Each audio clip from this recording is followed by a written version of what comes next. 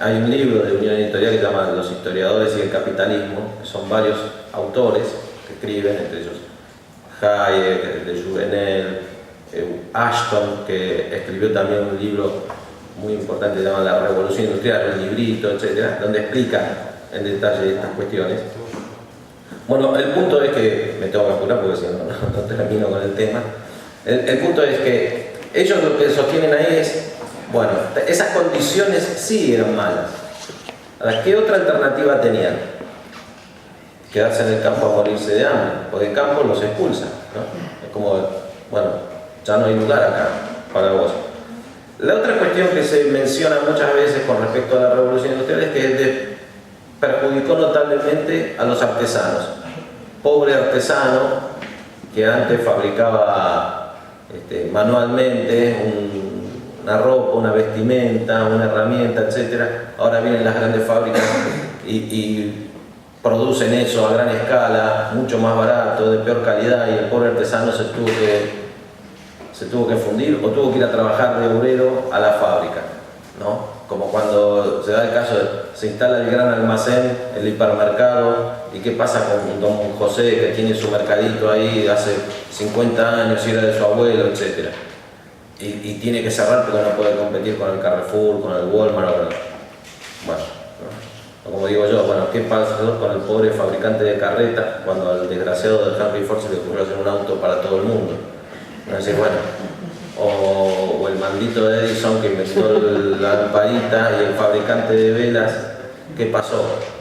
Bueno, esos ejemplos son muy buenos y puedo agarrar acá un par de ellos. Es decir, ahí uno tiene dos opciones, es decir, no, yo quiero seguir fabricando velas y prohíban a este maldito de Edison y el bombillo, etcétera. Siempre me equivoco, no sé si Gabriel me puede ver. No, ¿quién es el que tiene el escrito ese sobre hay que tapar el sol? Bastián. Bastián, ¿no? Sí. Bueno, tapemos el sol porque hace competencia desleal a los vendedores de velas, ¿no? Si tapamos el sol, viene por ahí la cuestión. Bueno, pero un fabricante de velas, por ejemplo, para que usted tenga cuenta, era William Procter, ¿no? Que tenía una sociedad con otro que se llamaba Gamble, Procter & Gamble. Ellos fabricaban vela y jabón. Bueno, si no va mal la vela, hagamos otra cosa. Y fueron para el lado de los artículos estos de higiene general, ¿sí? Fabricante de carretas, sino de carruajes, si no me equivoco, era Cadillac. Y bueno, o se quedó ahí estancado, ¿no? Por ejemplo, el padre de Andrew Carnegie, al que voy a referir ahora enseguida, era un artesano en la época de la Revolución Industrial, y cuando vino todo esto no lo pudo superar y se abandonó. Y la madre de Andrew Carnegie lo toma a él y a sus, creo que él tenía un par de hermanos, y dicen, bueno, nos vamos porque este hombre no reacciona y acá no vamos a morir de hambre, y se viene a Estados Unidos, así analfabeto, ¿no? Y todo. Y Andrew Carnegie empezó desde cero, y en 1900 vende su empresa de acero a JP Morgan en $400 millones de la época. Si usted va a Estados Unidos, sobre todo al estado de Pensilvania, y específicamente a Pittsburgh, va a ver que casi todo se llama Carnegie, ¿sí? Un multimillonario que además el hombre, como había llegado a un alfabeto, dice, yo quiero que haya bibliotecas públicas para que la gente aprenda a leer en todas las ciudades, ¿no? Y donó gran parte de su fortuna. Cuando él llegó a esos 400 millones, dice, ahora mi objetivo es donar 300 de estos 400 millones, ¿no? Y así, es decir, hay una situación de decir, el mundo se viene en mi contra, quiero que pare el mundo para que esté a favor mío, o si el mundo cambio y trato de adaptarme. Eso es difícil, pero es una actitud, ¿no?, que se toma en este momento. Y el otro punto central que se menciona muchas veces es el tema famoso del trabajo de las mujeres y los niños, ¿no? La explotación, las largas jornadas de trabajo, etc. Y este es un punto importante porque, otra vez también siguiendo ahí el libro de los historiadores y el capitalismo, ellos dicen, bueno, Sí, las jornadas eran extenuantes. La jornada de trabajo, y este es otro punto para quizás analizar en la actualidad. Claro, si usted es empleado de A, de B o de C, y ya le dijeron que usted va a trabajar 8 horas y va a ganar 10.000 euros por mes, ese es su número y usted empieza a mirar de ahí para arriba. Después viene el empleador y le dice, bueno, no, las cosas no están yendo bien, va a haber que trabajar 10 horas por día, ya no le gusta, ¿no? Y menos que le diga que trabaja 14 horas, no le gusta, pero menos le va a gustar cuando le digan no vas a trabajar ninguna hora más, ¿no? Te vas al paro, ¿sí? Con esto a qué voy, que tradicionalmente la gente trabajaba jornadas interminables, y de hecho eran esas jornadas en el campo, es como dicen, de sol a sol. No es que hoy domingo no voy a ordeñar la vaca porque es mi día de descanso, no, hay que ir. Hoy no voy a sembrar porque es feriado, no, tenés que sembrar cuando hay que sembrar, tenés que cosechar cuando hay que cosechar. O sea, las jornadas de trabajo eran así en el campo. En el campo se idealiza la visión, pues se piensa que el del campo es el propietario del campo, no. Los que vienen a la ciudad no son los propietarios de los campos, son los campesinos, ¿sí? que tienen condiciones de vida muchísimo peor que en la ciudad, ¿no? En la ciudad, para la gente de menos recursos, las condiciones son mejores que en el campo, porque se producen economías de escala y van a tener acceso, por ejemplo, a educación en algún determinado momento, o a esparcimiento. En una ciudad se concentran más personas y hay posibilidad de que ello exista, ¿sí? Entonces, las mujeres, los niños han trabajado siempre. En realidad lo que hace que la mujer y el niño deje de trabajar es la revolución industrial, porque aumenta el salario real de la gente. Gracias a que ahora tengo una máquina, en lugar de producir 20 unidades, puedo producir 100. Mi salario real creció.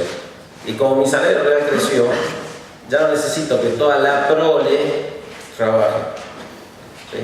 No es que el padre norteamericano es más bueno que el padre indio, que el padre indio manda a todos sus niños de los 4 años a trabajar, a pedir en los semáforos, etc. Y el padre norteamericano es más bueno. No, el padre norteamericano es más productivo. Entonces, trabajando uno, puede haber 4 en la casa comiendo o estudiando, haciendo. La mujer vuelve a la casa, ¿no? La paradoja es que luego la mujer va a pedir salir de la casa, pero originariamente vuelve porque puede dedicarse a la crianza de los niños, ¿no? Si no, en el campo están todos trabajando y de hecho todavía sigue siendo así en el campo, ¿no? Es decir, podrá ir a la escuela rural, etc., ¿no? Entonces, estos autores sí reconocen, sí, las condiciones no eran buenas, sobre todo para los que recién van llegando, etc. ¿Qué alternativa tenían? Morir de hambre u una peor. Y además, otra vez, con esto del tiempo, a lo largo del tiempo, ¿no? Que ahí me había ido en un momento a hablar del tiempo y después no pude volver más.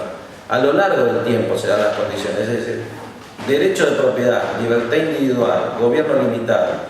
Entonces dice, bueno, viene un gobierno ahora de España, uno nuevo, que viene de Marte, baja, no saquemos a todos los que ya están. Viene de Marte, empieza, derecho de propiedad, libertad individual, gobierno limitado. Entonces usted ve que a los 5 años igual sigue habiendo paro, sigue habiendo pobreza, y dice, ¿ves que esto no sirve para nada? Volvamos a lo otro, hay que hacer más gasto, más gobierno. Bueno, eso es lo que ha pasado en Latinoamérica generalmente, ¿no? Viene uno, hace las reformas, claro, al tercer año, y muchas veces al segundo año, hay elecciones nuevamente, claro, la cosa no arrancó. Bueno, Inglaterra o Estados Unidos o el que usted crea, no fue que de un día para el otro impone, es como decir usted, bueno, ahora cuando termina la universidad de verano empiezo la dieta. Bueno, una semana hago la dieta, cuando bajé 100 gramos, ve que la dieta no sirve para nada, hay que darle al ibérico, a la picada, todo. No es la dieta, no es un problema de dieta, es un problema de mi metabolismo, no puede, no, tenés que hacer la dieta, tenés que hacer 2 meses, 3 meses, 4 meses, tenés que ir al gimnasio. ¿Sí? Hago la dieta, pero no hago nada. Bueno, no, yo voy a correr todos los días. Quemás 600 calorías y después llegás, te tomas 4 cervezas, incorporaste 1000 calorías. O sea, cada vez que vas a correr engordás. Bueno, hay que hacer todo durante más tiempo, ¿no? Y bueno, me apuro. 2 cuestiones más relacionadas con esto, ¿no? Otra consecuencia, y hablar de los empresarios un poquito. uno de estos autores, no me acuerdo si es Ashton u otro, creo que era otro, pero decía, si las consecuencias de la revolución industrial hubiera sido hacer más ricos a los ricos y hacer más pobres a los pobres, nunca hubiera tenido sentido. Lo que hace la revolución industrial y lo que hace el capitalismo es poner al alcance de más personas más cantidad de bienes. Obviamente no va a ser el bien de lujo, ¿no? La ropa hecha en masa, los libros hechos en masa, etc., no tienen el mismo acabado que hecho artesanalmente. Pero lo que hace es poner a disposición de la mayoría de nosotros, todos nosotros tenemos un reloj, o todos nosotros tenemos un teléfono, o una cámara de fotos, o una computadora. Hay algunos que tienen la mejor, que sale más cara, eso es para un grupo. Algunos tienen Rolex, o lo que fuere que se llaman los relojes, ¿no? Algunos tienen unos teléfonos super y otros tienen unos teléfonos, pero todo el mundo accede a eso, ¿no? Todo el mundo tiene, es decir, la producción masiva a bajo costo, ¿sí? Bienes que antes eran solamente para los ricos, ahora también son para los pobres.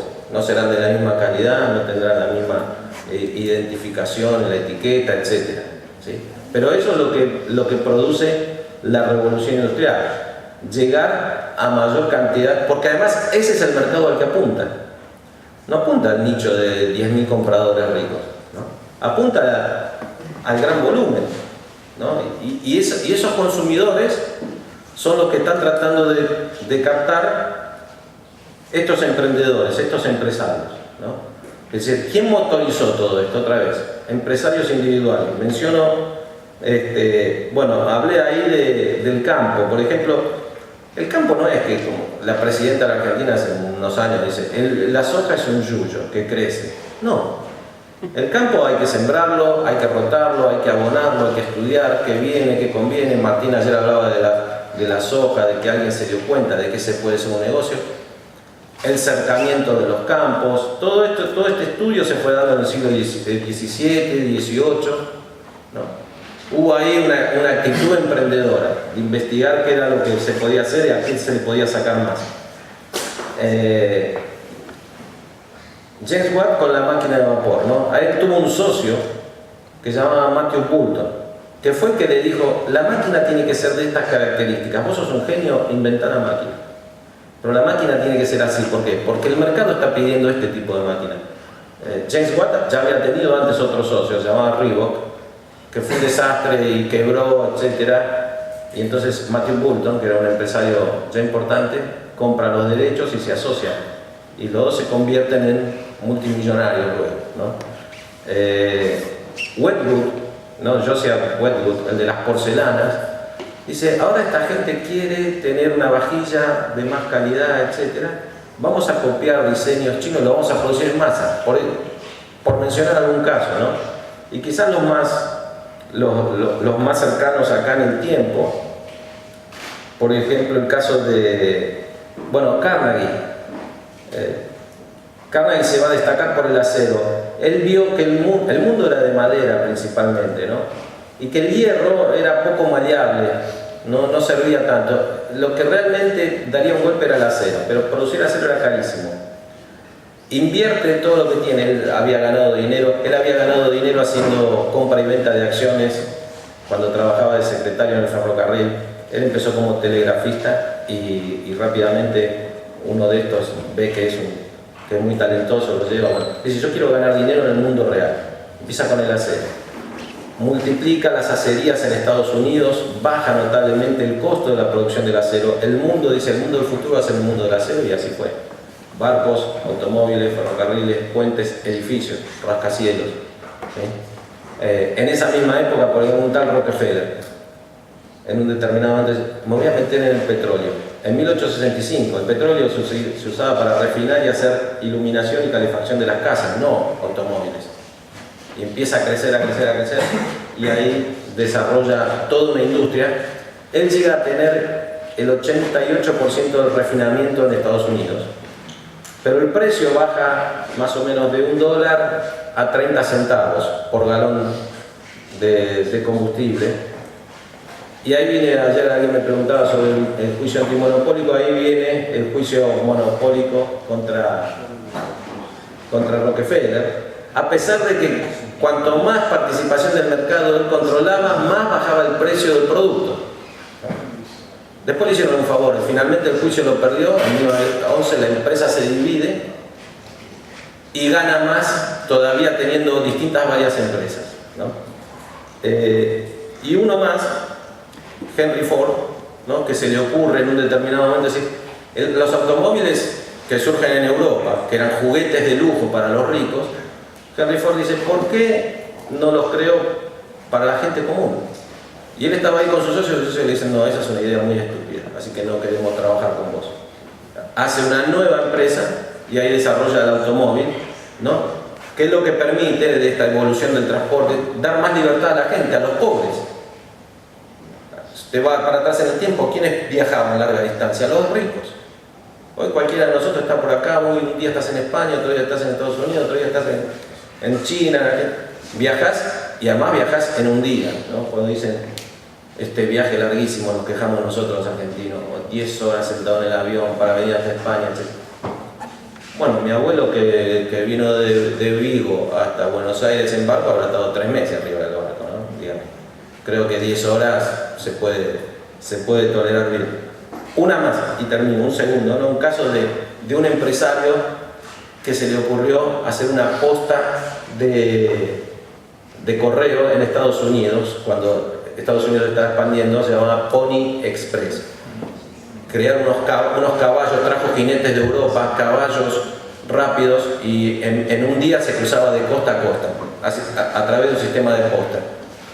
El negocio buenísimo, duró un año. Nada más, claro, el ferrocarril se extendió, desapareció el negocio. Ese es también el riesgo del que igual mañana voy a hablar de los empresarios. Es decir, yo hablo de los que tuvieron éxito, pero por cada uno que tiene éxito hay innumerables que han fracasado, ¿no? Los jinetes estos europeos, ucranianos, creo que había traído, terminaron trabajando en rodeos, en el circo, etcétera, porque en la empresa la idea era muy buena, pero viene un adelanto tecnológico que te supera y te deja fuera, ¿no? Así como tantos se van dando, ¿sí? Bueno, ahí ya me dijeron que era el tiempo, así que acá termino. Gracias.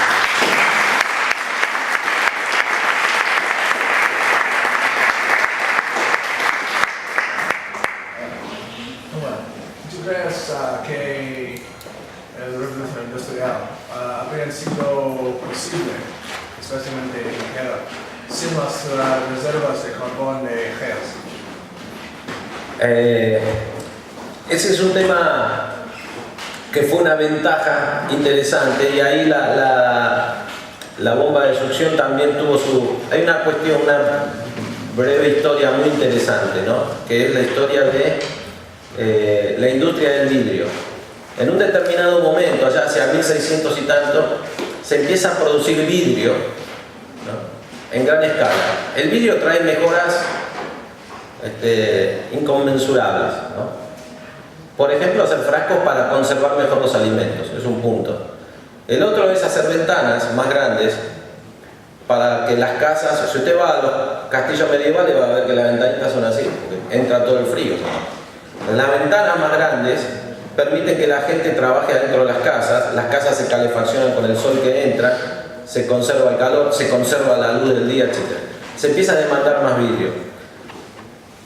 Había minas de carbón, pero el problema con las minas de carbón, producir vidrio requería mucha energía.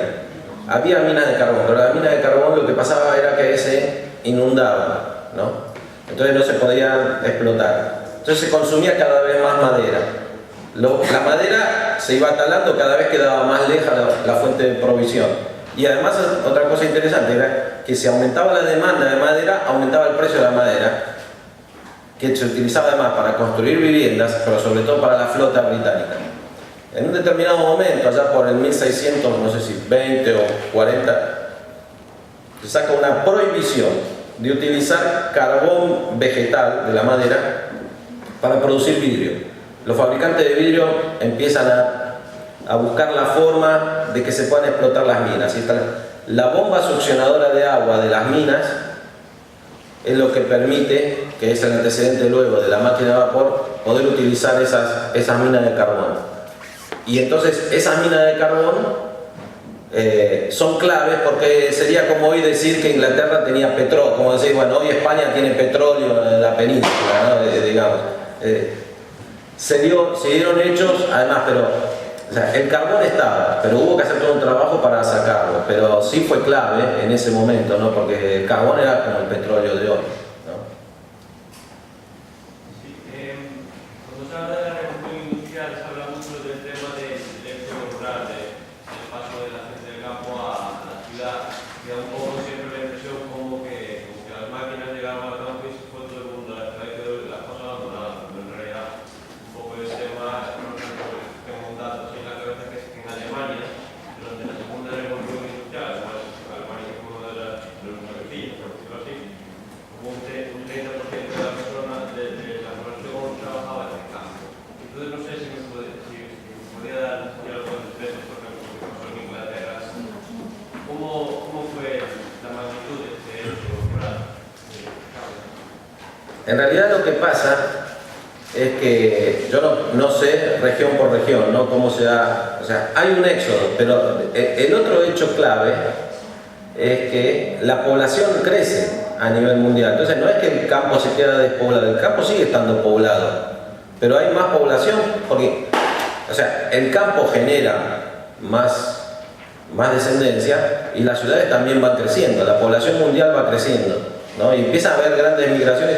Ya después en la segunda revolución, no solo de Europa, se vienen a América, ¿no? Unos cuantos van a América, ¿no? Pero el punto es que la población crece notablemente, no es que hay 100 y entonces hay 100 en el campo, no en la ciudad y se van 70 a la ciudad, no, es que en el campo están creciendo y también en la ciudad van a crecer, ¿sí? Ahí hay un hecho interesante asociado con esto que yo no mencioné, por ejemplo, que dice que un país se mide la riqueza del país por cuánta gente se dedica a producir alimentos y cuánta gente se dedica a producir manufactura o servicios. Entonces, y es como el salario de uno, si vos ganas 100 euros y te los consumís en alimentos, son más pobres que si vos ganaras esos mismos 100 euros y vos usás solamente 2 euros para alimentos durante todo el mes y el resto es para esparcimiento, para tecnología, para lo que fuere, ¿sí? No sé si estoy... Si tenemos que seguir cortando, si es un minutito.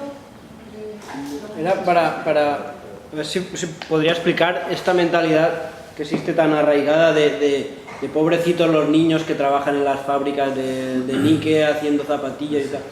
¿De dónde viene esa mentalidad tan... Bueno, ahí hubo un par de... Claro, ahí está el matrimonio Hammond, creo que se llama, que financiaba algunos que escribían sobre estas historias, ¿sí? Para justificar, porque de alguna manera a ellos que les estaba empezando a pasar, que la gente se iba del campo a trabajar a la ciudad, el salario del campo empezaba a subir, ¿no? Esa es una de las cuestiones. Y otra cosa interesante, sí, los niños trabajaban, etcétera, pero es lo que yo planteo y sí termino, ya voy agarrando las cosas como diciendo, ya me voy, pero es que ¿quién quiere tener un niño trabajando? O sea, ¿usted contrata a un niño para trabajar en su casa? No, yo prefiero una persona adulta que sepa lo que está haciendo, no un chico de 8 años, ¿no? Es decir, los niños han trabajado, pero sobre todo estas explotaciones más duras se daban en los talleres rurales, domésticos, etc. Ahí después yo no hablé de las fábricas y el taller doméstico, pero en las grandes fábricas es donde empieza a haber más descontroles, cuando hay más maquinaria, ya no hay niños. Donde yo invierto un capital X, el niño trabaja en trabajos muy rutinarios y poco especializados, ¿no? Y sí existió, pero yo digo que existió siempre. Lo que hace es exagerárselo. En las grandes fábricas prácticamente no hay niños trabajando, o los que hay rápidamente van a ser desplazados, ¿sí? Pero un poco la idea es hacer esta mala publicidad, ¿no? Y hay el libro este que yo les historiadores y el capitalismo, de varios autores, ahí desarrolla esta explicación. Gracias.